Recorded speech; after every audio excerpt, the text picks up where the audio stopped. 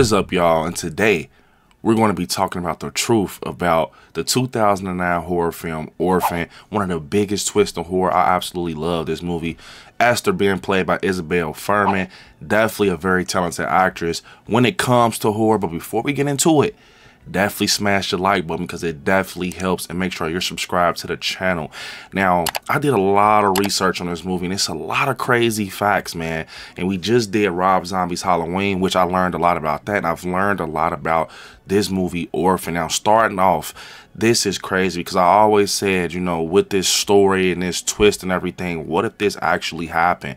What if this actually was real? What if it was actually based off of a true story?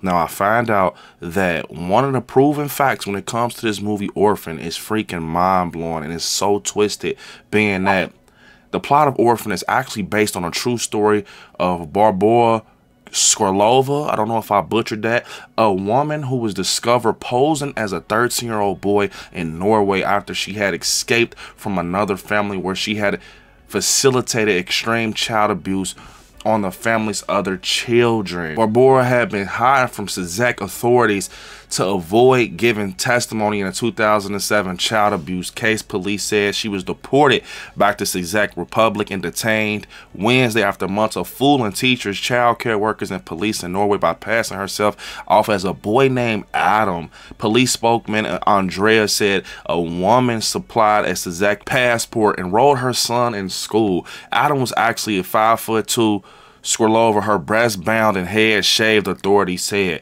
School authorities said that they didn't notice Adam's strange behavior. We didn't react to Adam's behavior, but it's not easy to know. Children at that age can be so different. School principal told the Oslo newspaper in mid-December. However, Adam disappeared from Oslo children's home, prompting police to launch a nationwide search and publish photographs January 4th of the missing child. So basically, what happened was, in the story, the real story, it was a female, a 33-year-old female that was posing as a 10-year-old boy named Adam. This is very creepy, I'm not gonna lie. They said that basically her behavior was kind of weird, and they were noticing similar to the movie, and stuff with like abuse being involved with the parents, kids, and everything. And it seemed like she was more focused on the kids than the adults. And that's how it was in the movie at some time, especially with the Daniel and Max character, the siblings. And I definitely can see, you know, everything kind of transitioning into the movie, but that's very scary. I feel like the real story is even scarier, being that the whole time she came off as a, you know, adult female, but then in reality, she was trying to play as a 10-year-old boy named Adam, and the police was searching for her. So that's very scary. Now, pushing forward, we have another fact that is very interesting, being that Isabelle Fuhrman landed her role at 11 years old. So all the stuff that we see her do in the first Orphan film, she was 11, only 11 in that role. But she said she took a lot of inspiration once she landed her role from her mother and everything, seeing her mother's friends, all down to the details of her mother's friends crossing their legs, the way they held their hands, the way they talked, the way they walked, and everything. So she really studied, you know, females around her. And then it was a story that basically that her and Vera Farmiga had went out on a date or whatever once they got their roles for the Orphan movie, and she was like in the restaurant really like just studying everybody at the tables that was females, even, you know, Vera Farmiga. And Vera Farmiga asked, like, why are you so, like, you know, just focused on everyone, you're just like not paying attention? And she was telling her what she was doing, like, hey, I'm just trying to prepare for the role and trying to learn like what adult females do on their day-to-day and things like that. So she was only 11 years old, taking in everything from, you know, adult females and bringing it to her character Esther. So that actually helped her a lot, looking at other females that was older than her, their behavior and how they act, and down to them crossing their legs and, you know, how they move their hands and stuff like that. So that was a lot of dedication coming from Isabelle Fuhrman, and it paid off with the role of Esther in Orphan. And next, we have something else that's crazy when it comes to the Orphan movie. This movie actually scared adoption homes. They actually try to boycott this movie due to everything that happened in the movie Orphan, and they just didn't, you know, like what it stood for and everything, and it kind of scared adoption homes. It felt like, you know, it was real, and they had a real case based off this film. It got so bad that Warner Bros. Actually removed a line from Orphan because they feel like it'll affect adoption homes. The line was saying, "It must be hard to love an adopted child as much as your own. which is crazy because if you know if someone that's, you know, in an adoption home hears that, it'll make them feel, you know, afraid to go and venture off with a new family and be with new parents and things like that. So they actually boycotted the film, or tried to boycott the film and get it took down or whatever. But they also try to get, you know, a lot of other things done with it. But Warner Bros. Ended up removing that crazy line just because it was affecting adoption homes. And like they said, they did not stand for this film. They didn't want this film around and have people scared to be, you know, put in adoption homes because of this film. I'm not gonna lie.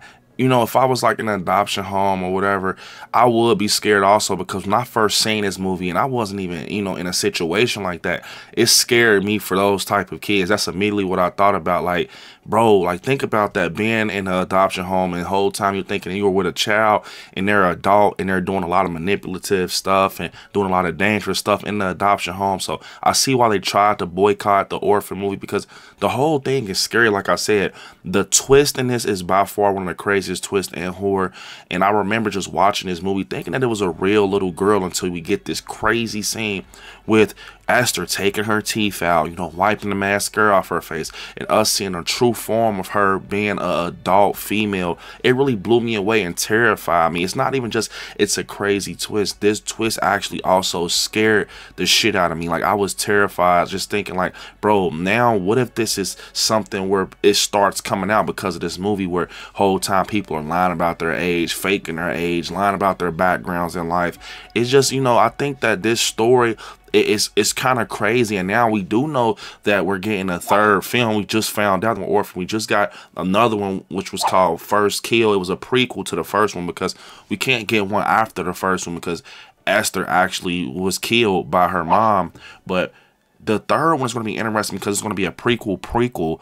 So a threequel, I guess that's what you call it. And I don't know how they're going to do that, but I'm not, you know, against it, because I love Orphan. It's one of my favorite horror movies, and I definitely think Esther has a lot of more background, especially after, you know, what they kind of showed us in First Kill. So pretty sure it's going to be about her possibly going from another family to, you know, get involved with them and just keep moving from, you know, adoption home to hospital, just like the real story with the older female in the real story that was kind of portraying a little boy. So I definitely think they're going to keep pushing with it, and I can't wait to see what they do with the third film. Another fact, did you all know the little girl Max, who was played by Ariana Engineer, she was actually deaf?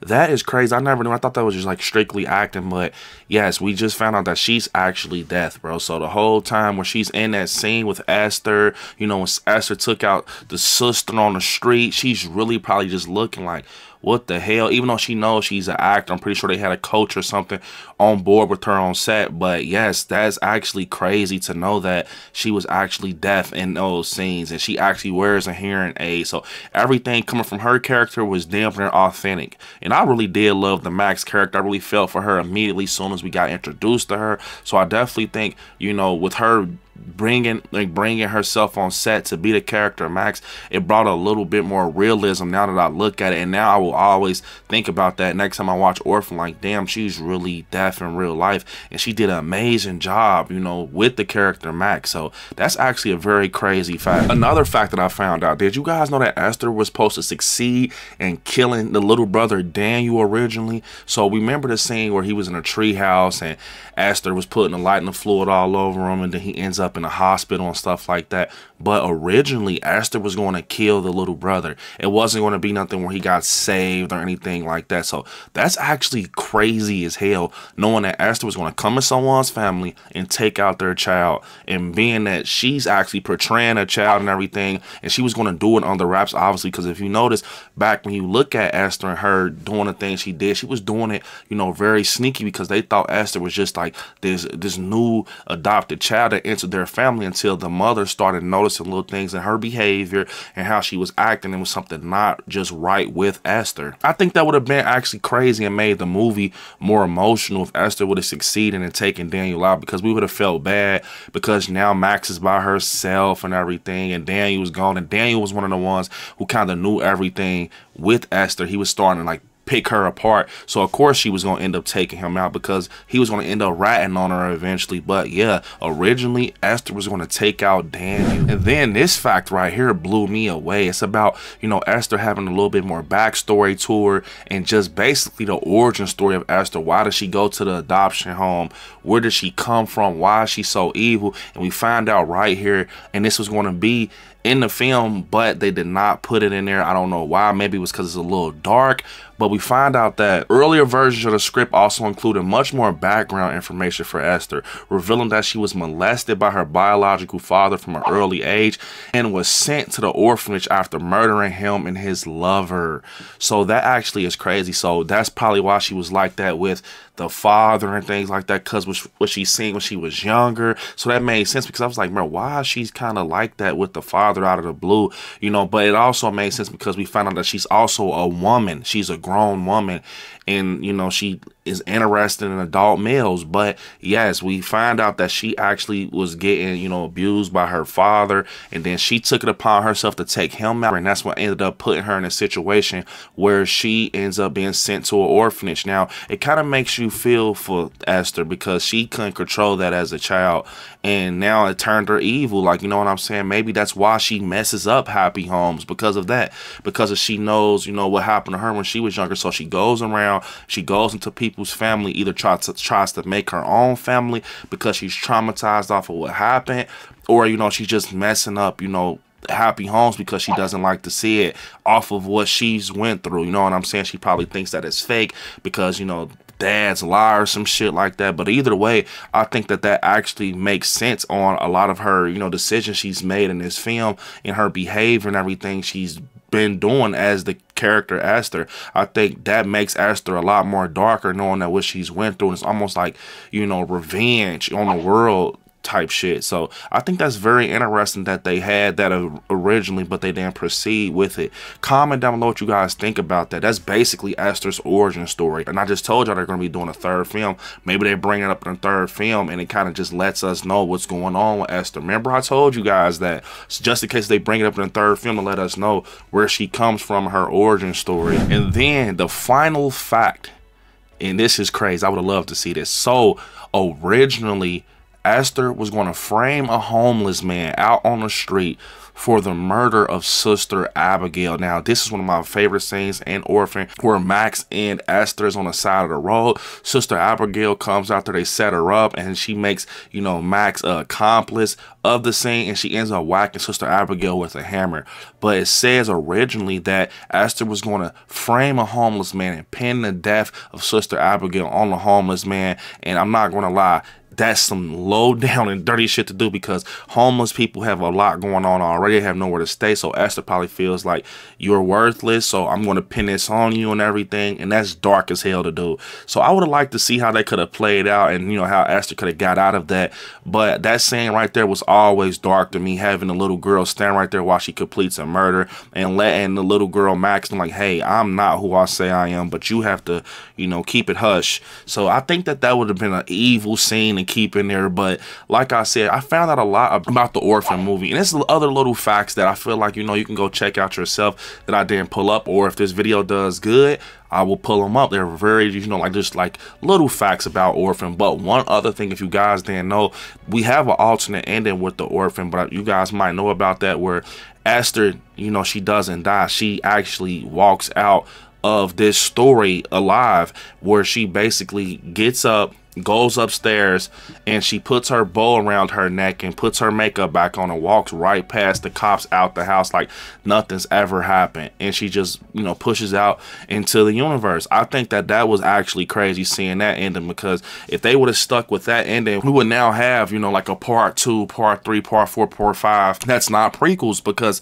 you know, she actually walked away alive and not touched. I think that they actually made a bad decision killing Esther off, because I always said, like, I think Esther is a female, like, slasher. She's a female horror villain. But it's just like, you can't keep doing prequels, because now Isabelle Fuhrman, she's starting to look like a legit adult. You know, she's looking like her age now. She's not looking like 11-year-old Esther anymore. And you can start to see it, especially in First Kill. You can really see it in First Kill. But, you know, I really do think that when it comes to Orphan, they should have just I don't know, man. I mean, at the end of the day, all movies gotta end, but man, I just love Esther so much, and her story and her twist makes so much sense, bro. You know what I'm saying? And comment down below also if you want me to do some first kill facts about the second Orphan movie. Just kind of teasing you guys. Did you all know that they use stiletto boots to make themselves taller than Isabelle Fuhrman? Due to Isabelle Fuhrman's height with the adults, to kind of make her look shorter. When it came to the adults and everything matched up and made sense. That's definitely a fact about Orphan First Kill. But comment down below if you want more of these truth about horror movie videos. These are so fun because I'm getting educated and you guys are getting educated, and it's so fun to try, you just dive deep into, you know, horror movies like Orphan and everything that has a lot of crazy facts about it. So comment down below. Also, make sure you smash the like button on your way out. But unfortunately, this is the end of this video. I want y'all to hit me up on all my social medias at ILIKESCARY. I want y'all to watch some horror movies. Stay scary out there. Peace.